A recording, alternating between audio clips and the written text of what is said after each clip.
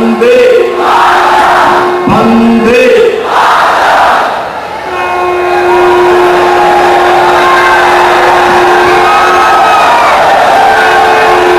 आज इस चुनावी सभा में उपस्थित भारतीय जनता पार्टी के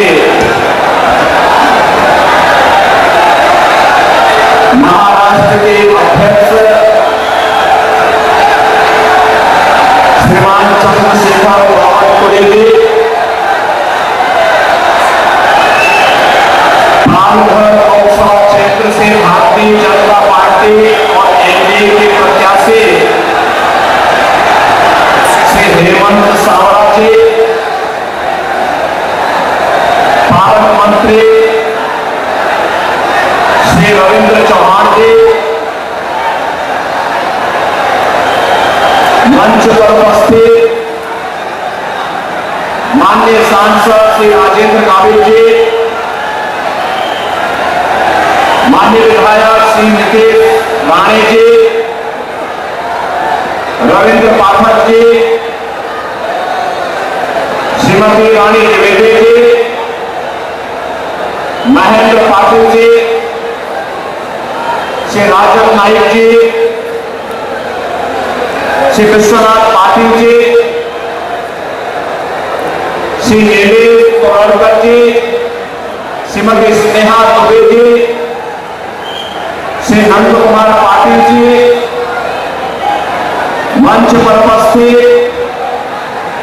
भारतीय जनता पार्टी, शिवसेना, एनसीपी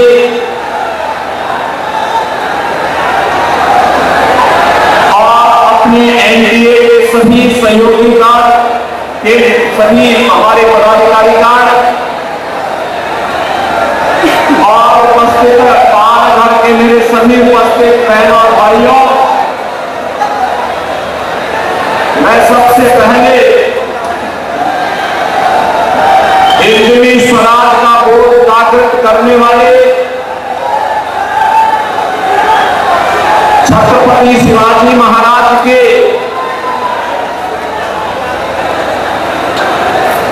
पवित्र चरणों से पवित्र हुई इस पावन धरा को, जैसे राघव भागरे, श्री कृष्णा जी राव जैसे क्रांतिकारियों ने अपने क्रांति ज्वाला से पवित्र किया है, इस पुण्य भूमि को कोटि कोटि नमन करते हुए आप सबका मैं हृदय से अभिनंदन करता हूं, स्वागत करता हूं। बहनों भाइयों, पिछली बार जब मैं आया था तो उस समय में शाम को आया था और इस बार मैं आया हूं तो लोकसभा चुनाव में भारतीय जनता पार्टी और एनडीए के प्रत्याशी के लिए तो चंद्रशेखर बावनकुळे जी मुझे दोपहर में आपके बीच लेकर के आए हैं। ये चीजें दिखाती है कि जब पिछली बार मैं आया था तो कांग्रेस का सूर्यास्त करने के लिए आया हूं,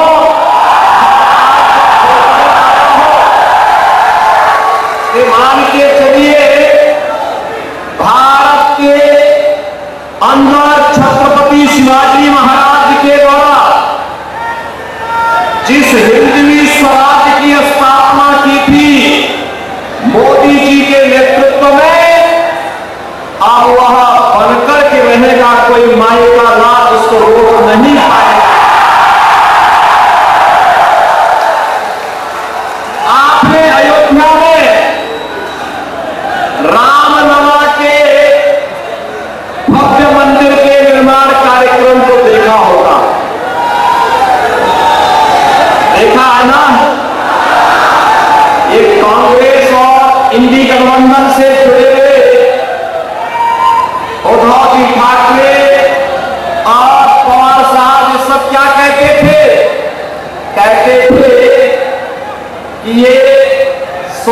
जन्म भी ले लेंगे तब भी मंदिर नहीं बना पाएंगे। बोलते थे ना, एक कांग्रेस और इंडी गठबंधन वाले यही कहते थे ये नहीं हो पाएगा, लेकिन हम लोग कभी बोलते थे कि रामलला हम आएंगे, सौगंध राम की खाएंगे, मंदिर वहीं, रामलला हम आएंगे, मंदिर वहीं। और जो कहा वो करके दिखा दिया ना, कोई संदेह है क्या?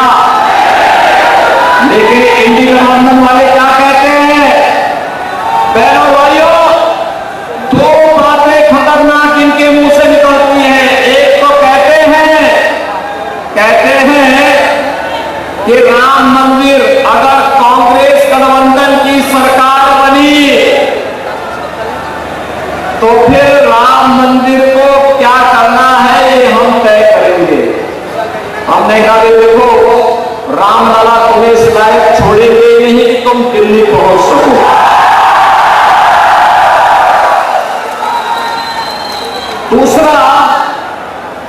दूसरा इन लोगों के द्वारा हमेशा प्रयास किया गया, ये डराते थे, कहते थे अगर राम मंदिर हिंदुओं के पक्ष में अयोध्या का फैसला आ गया तो दंगे हो जाएंगे, खून की नदियां बह जाएंगी। और बहनों भाइयों, अयोध्या में माननीय उच्चतम न्यायालय का फैसला राम मंदिर के पक्ष में आया। प्रधानमंत्री जी ने कृपा करके वहां शिलान्यास भी किया, राम मंदिर का निर्माण भी हुआ, रामलला विराजमान भी हुए, कहीं तिनका नहीं हिला, तिनका नहीं हिला। तो बात बहुत दूर की है। और मैं इन इंडी गठबंधन वालों को भी कहना चाहता हूं, उत्तर प्रदेश में तो पिछले 7 वर्ष में कोई दंगा ही नहीं हुआ। अगर हम लोग रामलला को आप सबके आशीर्वाद से, भारत की जनता के आशीर्वाद से, मोदी जी के नेतृत्व में अयोध्या में विराजमान कर सकते हैं, तो बड़े बड़े माफिया और दंगाइयों का राम नाम सत्य है की यात्रा ही है। और ये हुआ है ना, देखो पहले जो बड़े बड़े माफिया वहां पर सत्ता का संचालन करते थे, धमकाते थे, अराजकता फैलाते थे, बेटी और व्यापारी की सुरक्षा के लिए खतरा बने हुए थे, वहां के विकास के बैरियर बने हुए थे, हमने बुलडोजर चला करके एक झटके में उनकी सफाई कर दी। आज आप देख रहे होंगे उत्तर प्रदेश में सारा अतिक्रमण समाप्त हो गया। अब वहां दंगा का कोई सोचता ही नहीं है। अब तो बहनों भाइयों, उत्तर प्रदेश में कोई सड़क में नमाज भी नहीं पढ़ता।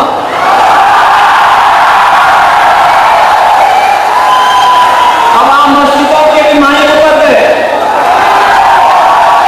अगले 5 वर्ष में आप देखेंगे कि लोग भूल ही जाएंगे कि ये कोई चीज होती थी कि चिल्लाहट होती थी, लोग परेशान होते थे।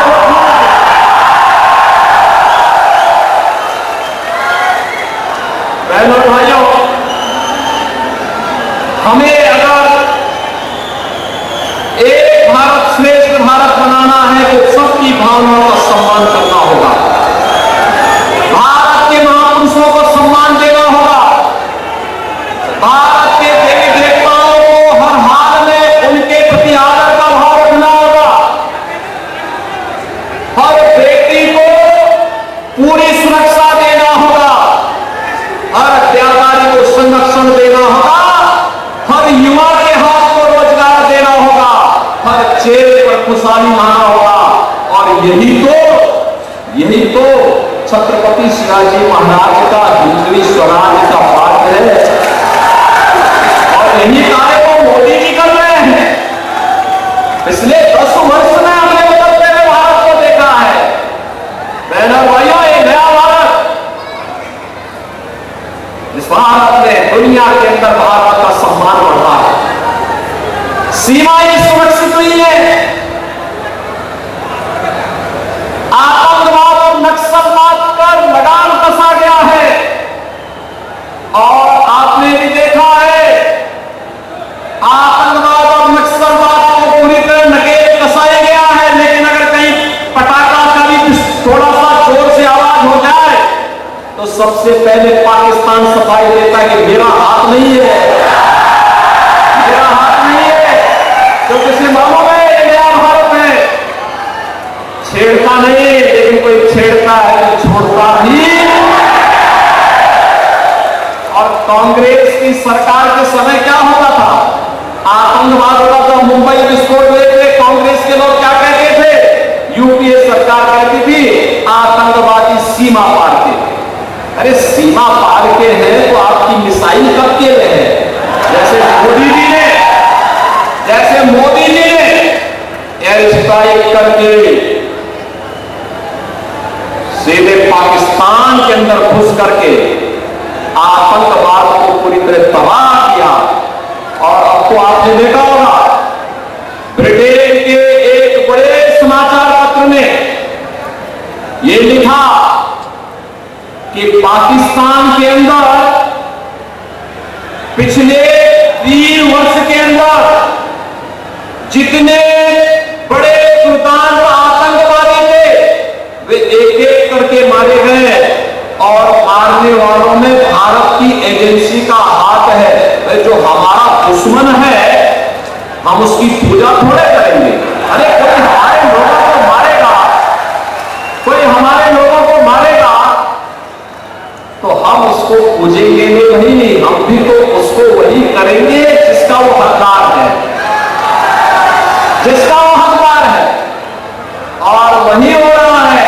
और अब तो पाकिस्तान को, पाक अधिकृत कश्मीर को बचाना मुश्किल हो रहा है। आप देखना, चुनाव के बाद मोदी जी को तीसरी बार प्रधानमंत्री बनने दीजिए, अगले 6 महीने के अंदर आप देखेंगे कि पाक अधिकृत कश्मीर भी भारत का हिस्सा होगा। इसके लिए हिम्मत चाहिए होती है, हिम्मत, दम हो तभी ये काम हो सकता है। ये कांग्रेस की तरह नहीं, कांग्रेस की तरह नहीं, इंडी गठबंधन के नेताओं की तरह, उनके घटक दलों की तरह नहीं कि हम आतंकवाद पर कुछ नहीं कर सकते क्योंकि ये तो पाकिस्तान से ही तो बोलते थे लोग। आज अगर वह कुछ करता है तो थोड़ी सी टेढ़ी नजरों से देखता क्या है कि इससे पहले कि वो भारत की तरफ नजरें टेढ़ी करे, उसकी नजरों को ही निकाल करके बाहर कर दिया जाता है। कहा जाता चुप, ये नहीं चलेगा। बहनों और भाइयों, ये नया भारत है, बिना रुके, बिना डिगे, बिना हटे, बिना डरे आज मोदी जी के नेतृत्व में विकास की जिस यात्रा को आगे बढ़ा रहा है, आप सबके सामने है। अभी मैं देख रहा था मुंबई से नागपुर का समृद्धि एक्सप्रेस है, मैं देख रहा था महाराष्ट्र के अंदर इंफ्रास्ट्रक्चर मोदी जी के नेतृत्व मार्गदर्शन में माननीय गडकरी जी ने कितना अच्छा इंफ्रास्ट्रक्चर दिया। हाईवे का, रेलवे का कितना अच्छा इंफ्रास्ट्रक्चर हुआ है। नमो भारत, वंदे भारत, अमृत भारत, अत्याधुनिक वर्ल्ड क्लास ट्रेन, मेट्रो, और युवाओं के लिए IIT भी है, IIM भी है, IIIT, NIT, world class university, AIIMS, दोनों कार्य एक साथ हो रहे हैं। लोगों को अच्छी स्वास्थ्य सुविधाएं मिल रही है, और एजुकेशन के बेहतरीन संस्थान भी आज प्राप्त हो रहे हैं। हर घर नल भी है और नल पर जल भी है। बहनों भाइयों, आप सोचो, कांग्रेस इंडी गठबंधन जो आज बना है, इनके समय में गरीब भूख से मरता था। आज मोदी जी 25 करोड़ यानी 80 करोड़ लोगों को फ्री में राशन दे रहे हैं, 80 करोड़ लोगों को फ्री में राशन। और यही नहीं, जो लोग पाकिस्तान का राग अदाते हैं, इनसे बोलो कि जितनी पाकिस्तान की आबादी है उससे ज्यादा लोगों को मोदी जी ने 10 वर्ष में गरीबी रेखा से उतार करके विशाल जीवन जीने की मात्र 23 करोड़ कम वक्त पाकिस्तान, आप सोचो कहां पहुंचा दिया इन्होंने पाकिस्तान को। अरे हिंदुस्तान में रहता तो भूखों नहीं मरता, उनको भी फ्री में राशन मिलता, लेकिन आप गली मोहल्लों में कुछ जीव लड़ते हैं ना एक रोटी के टुकड़े के लिए, यही पाकिस्तान में 1 किलो आटा के लिए छीना झपटी होती है। आंदोलन चल रहे हैं, धरना प्रदर्शन चल रहे हैं, बड़े बड़े अभियान चल रहे हैं, आगजनी हो रही है, तोड़फोड़ हो रही है, क्योंकि खाने के लिए कुछ भी नहीं पाकिस्तान में। तो जो पाकिस्तान का हाथ कांपते हैं, इनसे बोलो कि जाओ पाकिस्तान में जाके भीख का कटोरा लेकर के भीख मांगो, हिंदुस्तान में बोझा जाओ ना वहीं पे, जाओ वहां पे पाकिस्तान के पास जाकर के वहीं रहो। क्यों हिंदुस्तान पे बोझा बने हुए हो? हिंदुस्तान के इस बोझे को दूर करने की आवश्यकता है। बहनों भाइयों, 7 करोड़ लोग आयुष्मान भारत में 5 लाख रुपए की स्वास्थ्य बीमा प्रतिवर्ष प्राप्त कर रहे हैं, और गरीब का जनधन अकाउंट खुल गया है। 12 करोड़ घरों के लिए शौचालय बन गए हैं, 4 करोड़ गरीबों के मकान बन गए हैं। और मोदी जी ने कहा है कि 70 वर्ष से ऊपर का हर सीनियर सिटीजन चुनाव के बाद प्रतिवर्ष 5 लाख रुपए की स्वास्थ्य बीमा का, आयुष्मान भारत की सुविधा का लाभ प्राप्त करेगा। जितने भी गरीब बचे हैं, जिनके पास अपना आवास नहीं है, उनको एक आवास मिलेगा। यहां पे तो सुरक्षा भी है, सम्मान भी है, यहां पे विकास भी है, गरीब कल्याण भी है, और विरासत का भी सम्मान है। अयोध्या में रामलला का भव्य मंदिर भी बन गया है, काशी में काशी विश्वनाथ का मंदिर बन गया। याद करिए, महाराष्ट्र और उत्तर प्रदेश का संबंध तो ये चोली दामन का संबंध है, कोई अलग कर ही नहीं सकता। याद करिए, छत्रपति शिवाजी महाराज को तो छत्रपति की उपाधि से सम्मानित करना था, उनका अभिषेक करना था, तो काशी के दादा भट्ट महापंडित ही आकर के इसका रस्म को पूरा करने में योगदान दिए।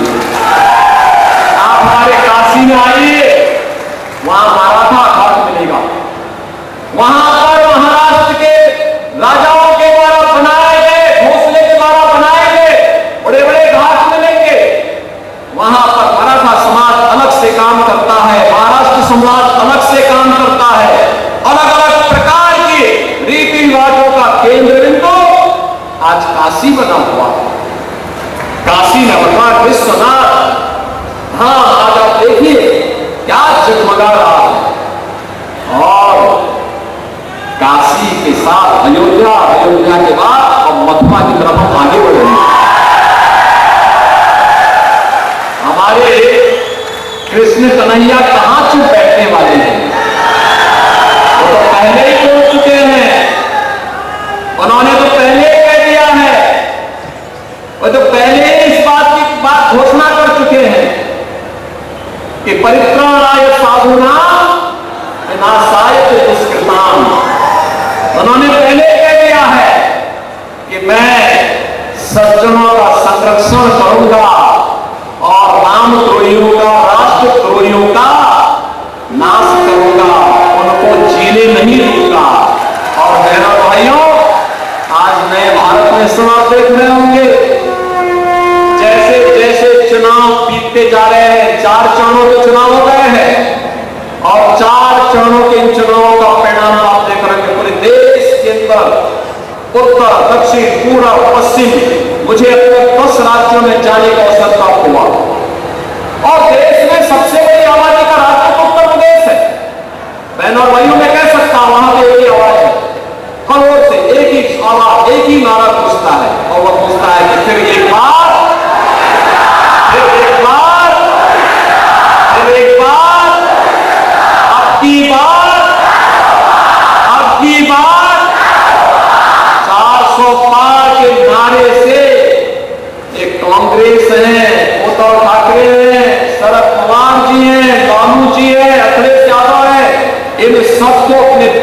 नीचे की जमीन खिसकती हुई दिखाई दे रही। कहते क्या होगा, 400 होने में क्या होगा।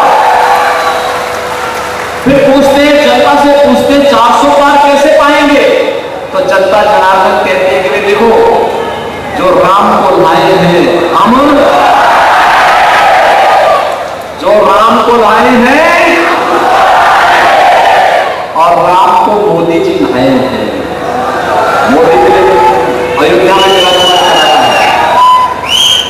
और पहला भाइयों में इसलिए कह सकता हूं, इस चुनाव में कुछ मत देखिए, मोदी जी ने विकास कराया है, सुरक्षा की है, सम्मान किया है, गरीब कल्याण किया है।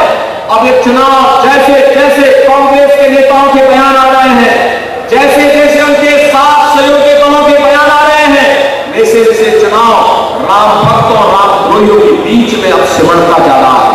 और इसलिए हमें तय करना है, देश के अंदर राम भक्त राज करेगा या रामद्रोही फिर से आएगा। और एक बात और पूरे देश के अंदर चल रही है, राम भक्त ही राज करेगा दिल्ली के सिंहासन पर, यह भी पूछ रहा है पूरे देश के अंदर। और मोदी जी ठहरे राम भक्त। अभी आपने देखा होगा, पहले प्रधानमंत्री है मोदी जी, जिन्होंने अयोध्या में जाके रामलला के मंदिर का शिलान्यास किया। लोग कहते थे ये सब नहीं होने देना, प्रधानमंत्री को क्या शोभा देता। अरे मोदी जी ने कहा क्या बात करते हुए, राम हमारे पूर्वज थे, हमारी विरासत है, भारत की आदर्श है, कैसे बात करते हैं। अयोध्या में राम मंदिर के निर्माण के लिए मैं क्यों नहीं जाऊंगा। मोदी जी गए, उद्घाटन में मोदी जी गए, 11 दिन का अनुष्ठान रखे और अयोध्या में भगवान राम का भव्य मंदिर का निर्माण किया। बहनों और भाइयों, मैं आप सबसे अपील करूंगा, भारतीय जनता पार्टी अपने सहयोगी दलों के साथ इस चुनाव में मानना है, जो भारत के हित में, जो भारत को दुनिया की महाताकत बना दे, भारत को एक आत्मनिर्भर और विकसित भारत बना दे, वह कार्य केवल मोदी जी कर सकते हैं। मोदी जी के नेतृत्व में होगा। ये कांग्रेस के साथ जितने भी इनके अदल बदल के चक्के बट्टे हैं, ये सभी के सभी लोग अब जब इनके पास सारे हथियार समाप्त हो गए हैं, अभी गाली गलौज लेकर आए हैं, गुमराह करेंगे, अमरगन समाप्त करेंगे, झूठी घोषणाएं करेंगे, आपको बहकाने का काम करेंगे। इनके बहकाए में आने की आवश्यकता नहीं। ये वो कांग्रेस नहीं जिस कांग्रेस को हम सोचते हैं कि ये गांधी जी वाली कांग्रेस होगी, नहीं, ये गांधी जी वाली कांग्रेस नहीं है। गांधी जी ने तो 1947 में कह दिया था कि कांग्रेस का विसर्जन कर दो। और मैं आज आपसे कहूंगा, ये समय है, यही समय है और सही समय है, कांग्रेस और इंडी गठबंधन को विसर्जन करने का समय है, क्योंकि भाइयों, इस नए भारत में विरासत का सम्मान होगा। देखिए, मोदी जी विरासत के सम्मान की बात करते हैं और कांग्रेस के लोग क्या कहते हैं, इंडी गठबंधन वाले कहते हैं हम विरासत टैक्स लगाएंगे। अरे मेहनत आपके बाप दादा करेंगे, आपके ग्रैंडफादर ने, आपके फादर ने प्रॉपर्टी बनाई, अब ये इसका एक्सरे करवाएंगे, सर्वे करवा करके फिर इसमें से आधी प्रॉपर्टी पे कब्जा करेंगे, फिर उसको मुसलमानों को आमंत्रित करेंगे।